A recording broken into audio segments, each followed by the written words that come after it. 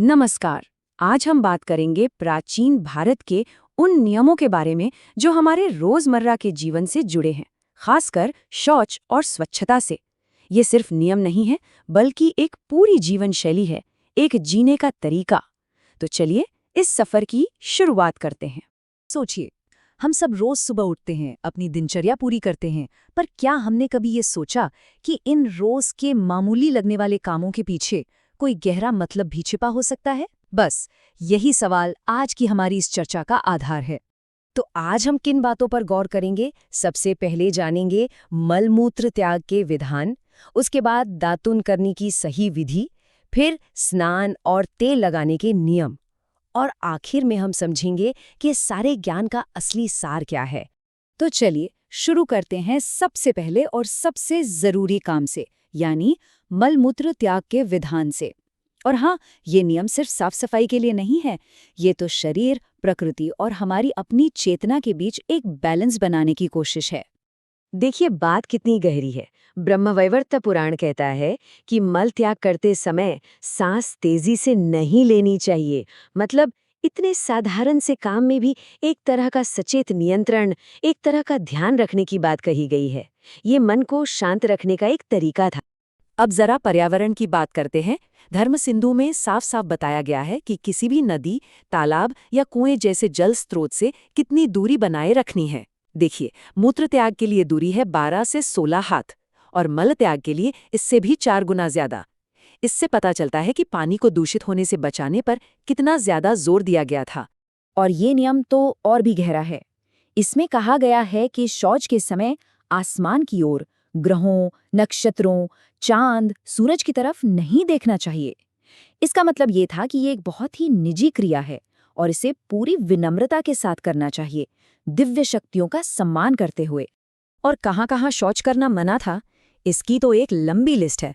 देखिए, पेड़ की छांव में, कुएं के पास, नदी किनारे, गौशाला में, यहाँ तक कि हरे भरे खेत या घास पर भी नहीं।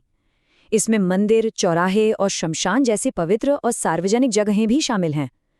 मतलब साफ है, व्यक्तिगत स्वच्छता एक सामाजिक और पर्यावरणीय जिम्मेदारी भी थी। बात सिर्फ जगहों की नहीं है, दिशा की भी है। देखिए किन की तरफ मुंह करके शौच नहीं करना चाहिए। अग्नि, सूर्य, गाय, गुरु, स्त्री, चंद्रमा, यहाँ तक कि बहती हुई हवा की दिशा में भी नहीं। महाभारत में तो इसका असर गर्भ में पल रहे शिशु तक पर बताया गया है। ये दिखाता है कि यह महज स्वच्छता नहीं, बल्कि एक नैतिक आचार संहिता थी। और अब ये देखिए, एक और खास नियम, कुल्ला करते समय पानी को हमेशा बाईं ओर फेंकना चाहिए। क्यों? क्योंकि ऐसा माना जाता था कि सामने देवताओं का और दाईं ओर पितरों का स्थान होता है। जरा सोचिए, एक छोटी सी आदत में भी कितनी गहरी श्रद्धा और सम्मान का भाव छिपा है। तो शौच विधि के बाद अब बारी आती है दंत धावन की, यानी दातुन की। और यकीन मानिए, ये सिर्फ दांत साफ करने का तरीका नहीं था, ये अपने आप में एक पूरा विज्ञान था, एक कला थी। विश्वामित्र स्मृति में साफ बताया गया है कि हर पेड़ की टहनी दातून के लिए सही नहीं होती। नीम, बेल, खैर, बबूल जैसे औषधीय गुणों वाले पेड़ों को चुना गया और पलाश, कपास, शमी जैसे कुछ पेड़ों को वर्जित किया गया। कितनी वैज्ञानिक सोच थी, है ना? और बात सिर्फ सफाई और सेहत तक ही सीमित नहीं थी। ये देखिए, हर पेड़ की दातुन के साथ एक खास लाभ जुड़ा था। जैसे महुआ की दातुन से पुत्र लाभ, बेर से बोलने की शक्ति और बेल या खैर से ऐश्वर्य। मतलब एक साधारण सी क्रिया को भी आध्यात्मिक और भौतिक लक्ष्यों से जोड़ दिया गया था।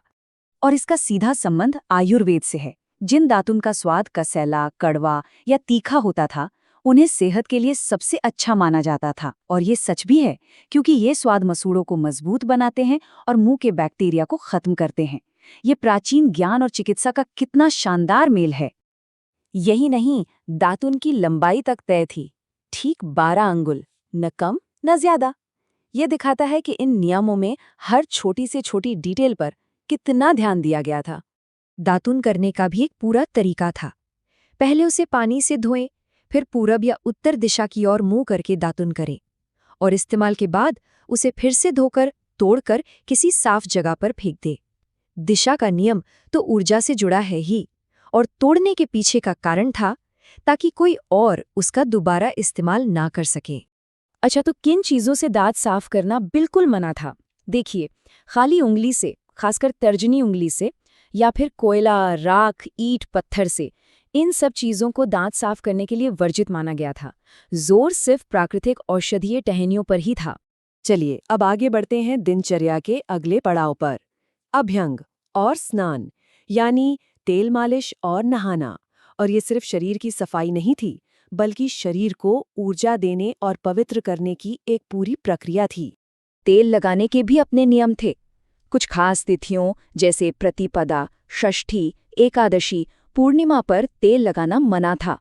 और एक और बड़ा ही दिलचस्प नियम था, सिर में लगाने के बाद जो तेल बच जाए उसे शरीर पर नहीं लगाना चाहिए। शायद इसके पीछे ऊर्जा के प्रवाह या सिर को शरीर का सबसे पवित्र हिस्सा मानने की धारणा हो। चरक संहिता में स्नान से पहले की तैयारी के बारे में भी बताया गया है। नियम ये है कि शरीर की थकान दूर करने के बाद ही नहाना चाहिए। पहले आराम करके शरीर को शांत करें, मुंह धोएं और फिर स्नान करें। सेहत के लिहाज से ये कितनी प्रैक्टिकल सलाह है ना? नहाते समय भी दिशा का महत्व था। अगर नदी में नहा रहे हैं तो धारा की ओर मुंह करके, और अगर किसी तालाब या दूसरे जलाशय में तो सूरज की ओर मुंह करके। ये प्रकृति की शक्तियों से जुड़ने और उनका सम्मान करने का एक तरीका था। और यहाँ दो बहुत ही जरूरी चेतावनियां भी हैं। पहली, तेज धूप से आकर फौरन नहीं नहाना चाहिए, इससे आंखों और सिर को नुकसान पहुंच सकता है। और दूसरी, कभी भी पूरी तरह से नग्न होकर स्नान नहीं करना चाहिए। इसे शालीनता और जल देवता वरुण के प्रति सम्मान से जोड़ के देखा जाता था। तो हमने शौच, दातून और स्नान से जुड़े इतने सारे नियम देखे, पर सवाल ये है कि इन सबके पीछे का असल मकसद क्या था? क्या था वो मूल विचार जो इन सबको एक साथ जोड़ता है? चलिए अब इसका सार समझते हैं। तो कुल मिलाकर इन सारे नियमों का निचोड़ 3 बातों में है। पहला है सम्मान, प्रकृति का, दिव्य शक्तियों का और पवित्र जगहों का सम्मान। दूसरा है स्वास्थ्य, यानी शरीर को स्वस्थ रखने के लिए बहुत ही प्रैक्टिकल गाइडलाइंस। और तीसरा और सबसे जरूरी है आध्यात्मिकता, मतलब रोज के साधारण से साधारण काम को भी पूरे ध्यान और अनुशासन से करना, उसे एक साधना बना देना। और आखिर में एक सवाल छोड़ जाते हैं। आज की इस भाग-दौड़ भरी जिंदगी में क्या ये पुराने नियम हमें कुछ सिखा सकते हैं? क्या ये हमें प्रकृति से फिर से जुड़ने, अपनी सेहत को लेकर और ज्यादा जागरूक होने और अपने रोजमर्रा के कामों में भी एक गहरा मतलब ढूंढने की प्रेरणा दे सकते हैं? इस पर विचार जरूर कीजिएगा।